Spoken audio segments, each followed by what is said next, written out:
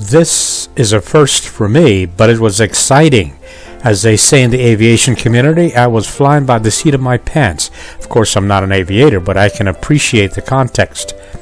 So, here we go. My first shot at eggplant, and I loved it. This was the beautiful eggplant, a gift from a dear and wonderful friend of mine, and I decided to do the very best that I can with this thing. First of all, I sliced it in little slices, maybe, I don't know, a third to a quarter-inch slices. And this eggplant, I must tell you, was a very large one. Just the same, I decided that I was going to make this the best eggplant recipe that I could make. I did my research, and one thing that I found out is that you've got to soak it in salt water. So that's what I did. Apparently, eggplant, if not soaked in salt water, will end up being very bitter. I don't know. I didn't try it. I did not want to take a chance. So I made some salt water. A lot of salt in the water, mixed well, and then I placed the eggplant in the salt water. Now, eggplant has a tendency to float, so you might have to add even more water and more salt. Not a problem. After you've done that, what you've got to do is you've got to do something to keep the eggplant underwater. In my case, I've happened to grab the first thing that was heavy. At least I thought it would have been heavy enough to do that. And I simply placed it on top. A can of beer. It seemed to work. You are going to have to be more creative and do something else. I use beer for cooking, you understand. And I use the least expensive beer I can find because it's the flavor after all. If that doesn't work, here's another suggestion. Put the eggplant in a plastic bag filled with salt water, of course, and then ziplock it. In other words, squeeze all the air out of the bag and then just leave it in there. Part 2 of my evolution was to make a batter.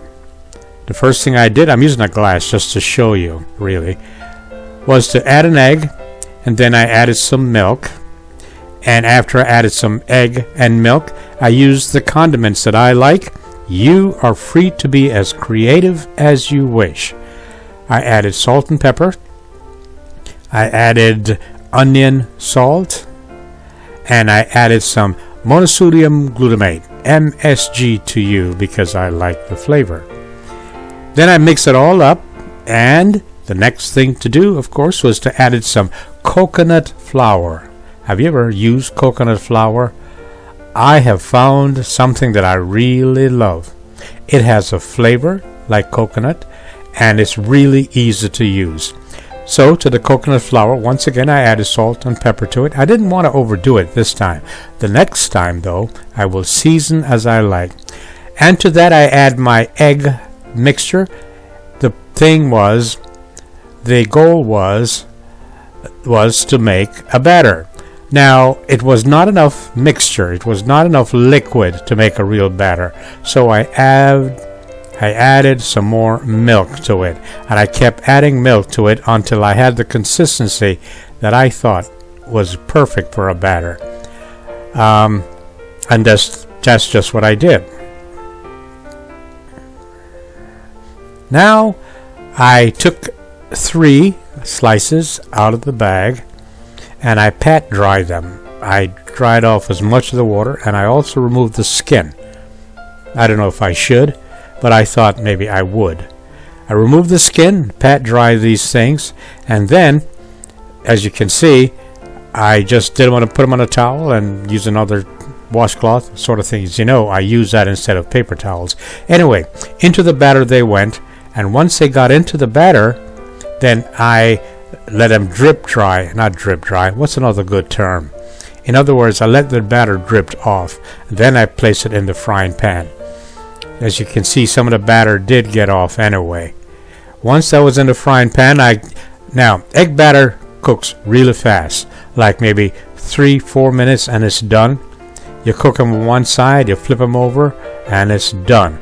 And this was the result. I've got to tell you, I enjoy the flavor. I did enjoy the flavor. It was somewhat mild for me because I didn't use my usual. Did you notice? There's no Scotch bonnet pepper in this thing. But just the same, I liked it a lot. Salt water, batter, and then fried. You add your own comments and suggestions. And once again, thank you so very much for watching my videos.